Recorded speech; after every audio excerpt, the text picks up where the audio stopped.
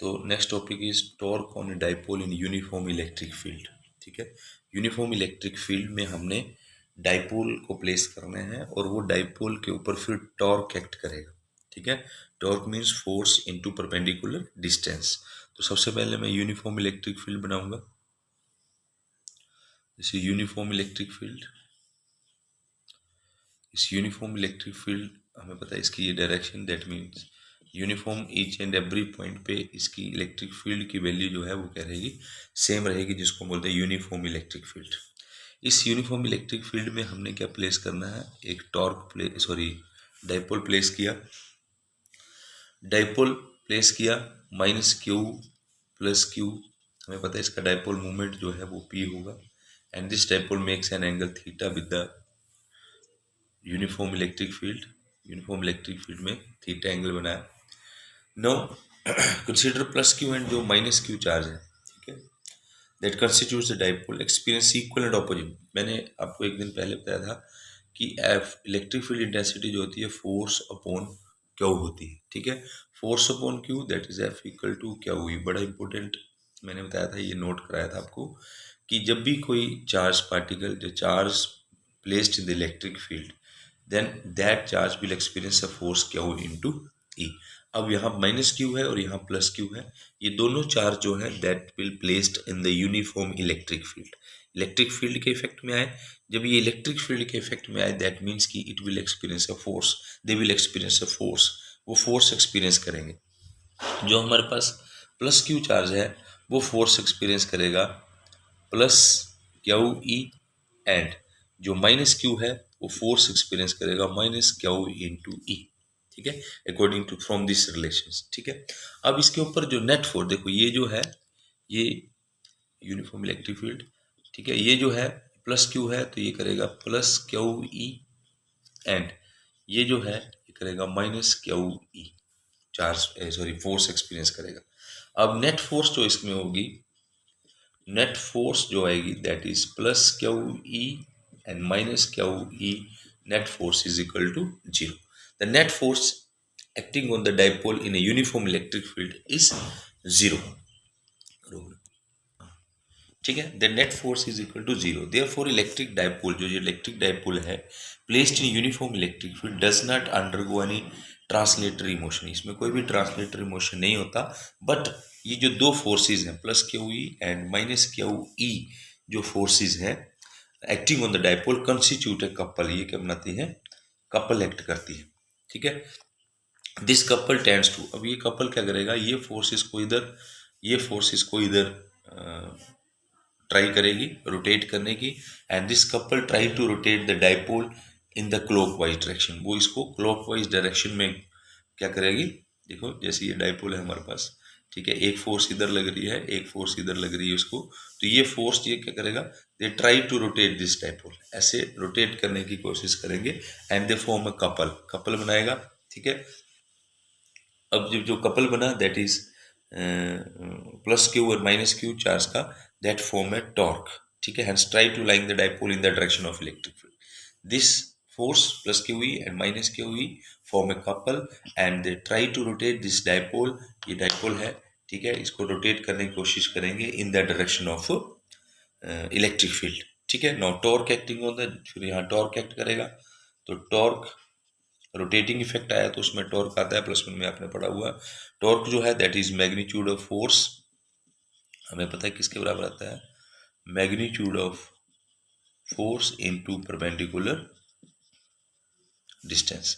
ठीक है, तो फोर्स कितना है, मैं यहाँ एक परपेंडिकुलर ड्रा कर देता हूँ, जैसे दैट इज ए, ये पॉइंट हमारे पास ए है, ये बी है और ये सी है, ये परपेंडिकुलर मैंने डिस्टेंस बना दिया यहाँ। ठीक है, तो मैग्नीट्यूड ऑफ फोर्स हमें पता है प्लस क्यू है माइनस क्यू है, तो मैग्नीट्यूड उसका आ गया है Q into E, and perpendicular distance कितना बन गया, ए सी। ठीक है, अब in triangle A B C में देखो, ए बी सी में हमारे पास जो A C upon C B है that is equal to sine theta, and A C equal to C B sine theta, and C B कितना है हमारे पास, सी से वो करना ए सी अपॉन, स्टार्ट कर दी, A C upon C B, sorry C B नहीं होगा ये होगा ए बी।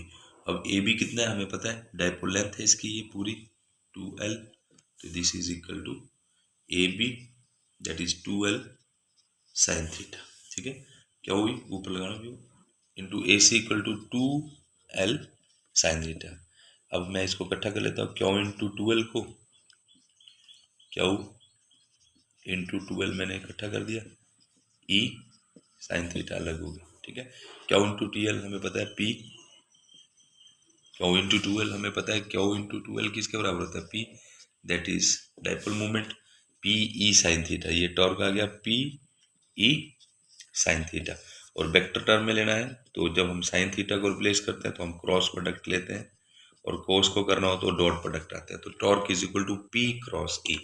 दोबारा से मैं एक बार दोबारा से इसको देख लो, हमारे पास इलेक्ट्रिक फील्ड यूनिफॉर्म थी, उसमें मैंने एक डाइपोल को, ये मान लीजिए डाइपोल प्लेस किया, इसके एक एंड के ऊपर प्लस क्यू है तो प्लस फोर्स लग रहा है, ये डाइपोल नेट फोर्स तो इसके ऊपर जीरो है, बट ये जो इक्वल एंड ऑपोजिट फोर्सेज हैं they try to rotate the dipole in the direction of electric field. Rotate करेंगे तो उसमें टॉर्क एक्ट करेगा, टॉर्क का फार्मूला होता है मैग्नीट्यूड ऑफ फोर्स, फोर्स हमारे पास क्या हुई है इंटू परपेंडिकुलर डिस्टेंस ए सी, हमने ए सी की वैल्यू को पुट कर दिया और हमारे पास आया Q 2L E sine theta, Q 2L P लिख दिया, वो हमें पता है डाइपोल मूवमेंट होता है तो इसकी वैल्यू ये आ गई, so torque equal to P E sine theta बंद।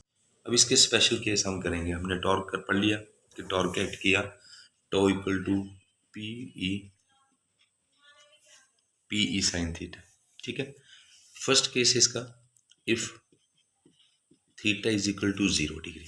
अब बोलता है कि थीटा जब जीरो है दैट मीन्स कि जो टॉर्क है, ये लेट सपोज ये टॉर्क है, तो ये torque in the direction of electric field है। ठीक है, तो थीटा जब जीरो हुआ तो torque is equal to P E sine zero, sine zero zero, तो ये बन गया टॉर्क इक्वल टू जीरो। अब जब टॉर्क जीरो है तो दैट इज हमारे पास डाइपोल मूवमेंट, और पी जो है मतलब dipole movement P is parallel to electric field, P जो है पैरेलल टू इलेक्ट्रिक फील्ड, ये डाइपोल मूवमेंट, ये डाइपोल जो है वो ऐसे है, इस डायरेक्शन में है, तो हमारे पास वो पैरेलल होगा, इसको हम बोलते हैं स्टेबल इक्विलिब्रियम। ठीक है, सेकंड केस क्या है इसका कि if theta is 0 degree, sorry 30 degree.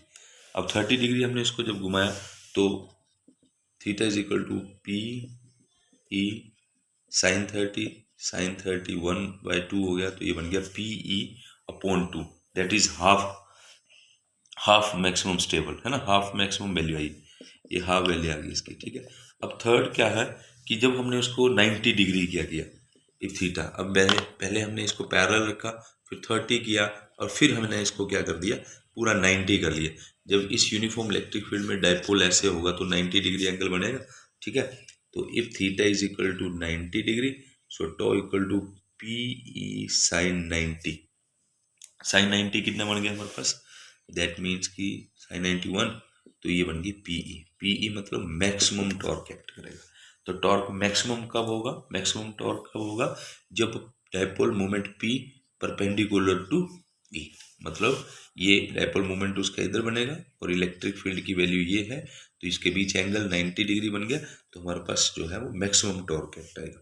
ये इसके स्पेशल केस थे कि जब हम 0 डिग्री लिया, 30 डिग्री लिया और 90 डिग्री। इसमें एक 1 मार्क्स क्वेश्चन पूछता है कि स्टेबल इक्विलिब्रियम कौन से एंगल पे बनता है, तो आपने याद रखना है स्टेबल इक्विलिब्रियम जो है वो 90 डिग्री के एंगल पर बनता है, सॉरी 0 डिग्री के एंगल पर फॉर्म्ड होता है। ठीक है, उसके बाद हमारे पास अगर हम 180 ले लें, नेक्स्ट केस अगर हम इसको 180 ले लें, ठीक है, theta is equal to 180 degree, then torque is equal to P E sine 180, P sine 180 that is 0, तो ये भी क्या बन गया 0, टॉर्क कितना बनेगा 0। तो मीन्स कि man the dipole movement P is anti parallel. अब ये देखिए, अब ये डाइपोल जैसे यूनिफॉर्म इलेक्ट्रिक फील्ड था पहले 90 था, अब ये डाइपोल इस डायरेक्शन में आ गया, इस डायरेक्शन में आ गया, इलेक्ट्रिक फील्ड इस डायरेक्शन में आ गई, दैट मीन्स कि पी जो है वो एंटी पैरेलल होगी, anti parallel to E, anti parallel हो गया, तो इसमें क्या बन गया, इसको हम बोलते हैं अनस्टेबल इक्विलिब्रियम। इक्विलिब्रियम, ठीक है, अनस्टेबल इक्विलिब्रियम। तो अनस्टेबल इक्विलिब्रियम कब बना, ठीक है,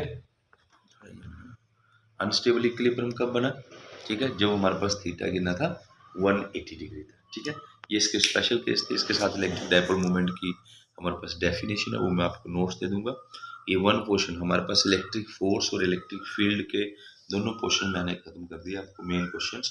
इसमें कोई क्वेश्चन बच भी जाएगा तो मैं वो बाद में करा दूंगा आपको। अब मैं इसके शॉर्ट क्वेश्चन दूंगा आपको, और जो भी प्रॉब्लम्स होंगी, ठीक है, और इस वीक जो कोई क्विज होगा उसको आपने सही ढंग से तैयार करना।